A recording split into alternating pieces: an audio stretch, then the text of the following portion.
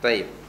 Kemudian ayat yang ke-182, faman khafa min musin janafa, akan tetapi barang siapa bimbang khawatir terhadap orang yang berwasiat itu, musin, orang yang berwasiat itu, janafan, berlaku berat sebelah, al-mail anil haq, dia menyeleweng dari kebenaran, atau berat sebelah, ataupun tidak adil dari musin tadi, au ithman, atau berbuat dosa. Jadi ayat ini merupakan istithna, pengecualian daripada ayat yang sebelumnya. Jika mengubah wasiat orang yang berwasiat itu untuk tujuan kebaikan, lil islah, untuk memperbaiki dan untuk keadilan kepada ahli waris, dan tujuan juga untuk memberi nasihat dan pandangan, umpamanya berlaku sama ada janafan atau ithman. Misalnya al-musi, orang yang mewasiatkan itu, dia mewasiatkan hartanya melebihi daripada 1/3. Syariat telah menetapkan bahawa harta yang diwasiatkan maksimum 1/3. Jika lebih, maka ini termasuk janafan, termasuk ithm. Atau mungkinlah ya, menurut para saksi itu ada elemen kesengajaan daripada orang yang berwasiat tu, sengaja dibagi lebih kerana mungkin supaya anaknya itu biar suffer, biar dia orang tahu. Misalnya boleh jadi begitu, supaya ahli warisnya tidak mendapatkan harta itu daripada dia. Boleh jadi kesengajaan, disengaja macam tu. Atau mungkin orang yang mewasiatkan harta itu sebab dia jahil, akhirnya tersalah mengikut standard syariat. Jadi dia malah memberi wasiat tapi tidak selari dengan tuntutan syariat. Mungkin dia memberi wasiat kepada ahli waris, umpamanya. Nah, itu satu bentuk khata' ataupun salah. Maka mereka yang mendengar dan mengetahui wasiat itu, jika sekiranya mereka bermaksud untuk fa-aslaha bainahum, untuk mengislah, mengislah, memperbaiki, menasihati, dan supaya berlaku adil sesuai dengan ketentuan syariat, maka perubahan yang semacam ini fala ithma alaih, tiada dosa ke atas orang yang mengubahnya itu. Di sini pengecualian daripada ayat sebelumnya. Tidak ada dosa dan tidak salah bagi mereka yang mengubah wasiat jika sekiranya dalam wasiat itu ada janafan ataupun ada ithman. Tujuannya untuk lil islah. Jadi ada orang merubah tu tabdil, ada tujuannya untuk mengambil sebahagian daripada apa yang diwasiatkan, yang ini maknanya untuk mengkhianati wasiat itu. Dan ada tabdil, tujuannya lil islah, untuk kemaslahatan. Yang kedua itu tidak dosa dan tidak salah. Kalau tidak berdosa dan tidak salah, maknanya dapat pahala lah.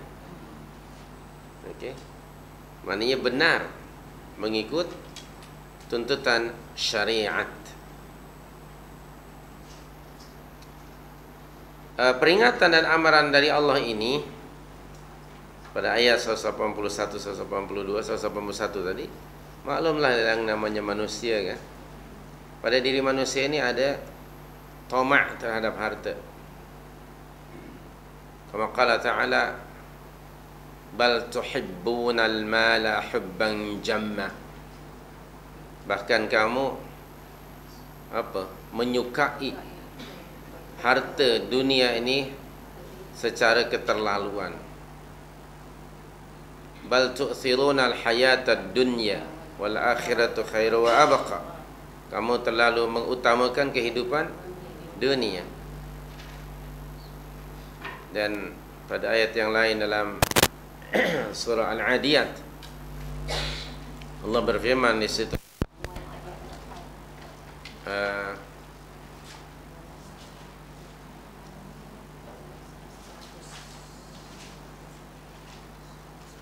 kalla innal insana li rabbih lakanud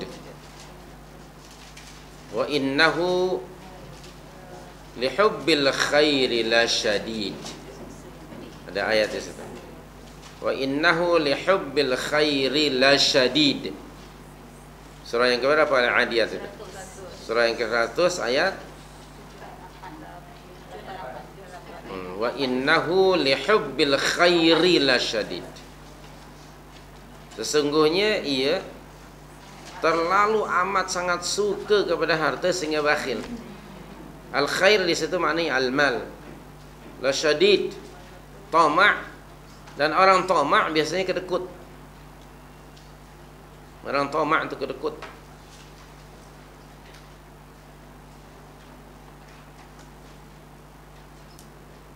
Allah Maha mengetahui bahawa manusia punya sifat negatif seperti itu, sukakan akan dunia. Maka kepada mereka yang menjadi saksi pada peristiwa wasiat itu, yang menerima amanah wasiat itu mesti berlaku adil.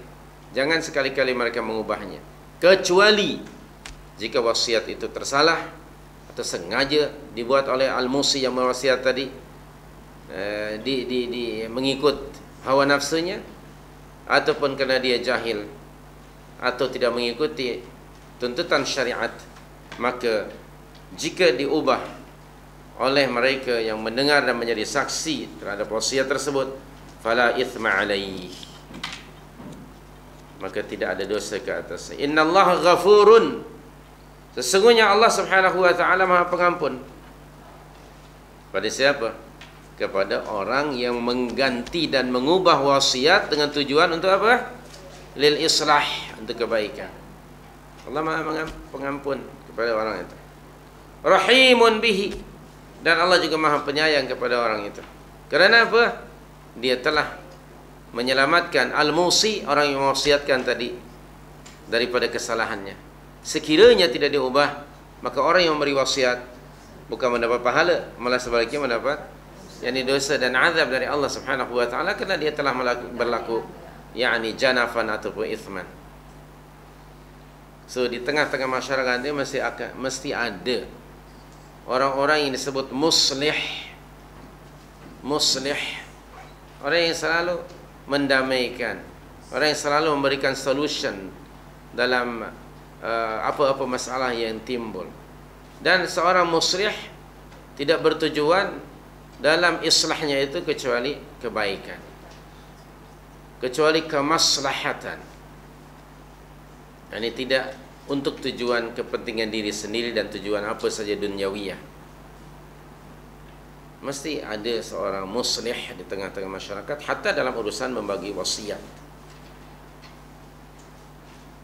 Kalau tidak, maka mungkin semestinya orang yang mengeluarkan wasiat itu mendapat pahala dari Allah, malah mungkin sebaliknya.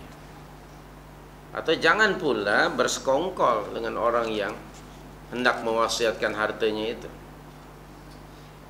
Misalnya saya nak bagi wasiat, okeylah, kalau nak bagi wasiat, saya bagi nama ni, orang ini lebih berhak, kan misalnya. Mungkin kroni dia. Lalu dengan si fulan yang nak dibagi itu, ingat, saya punya, saya recommend tahu tak nama you pada dia. For me 20% tahu tak? Misalnya, na'udzubillah min dzalik. Na'udzubillah min dzalik. Ini juga salah. Okey. Mungkin hari ini kita sudah rosak manusia kan? Boleh saja mungkin begitu. Na'udzubillah min dzalik. Satu perbuatan dosa cara macam itu. Sebab kepada mereka yang mendapat wasiat mesti waspada dan hati-hati.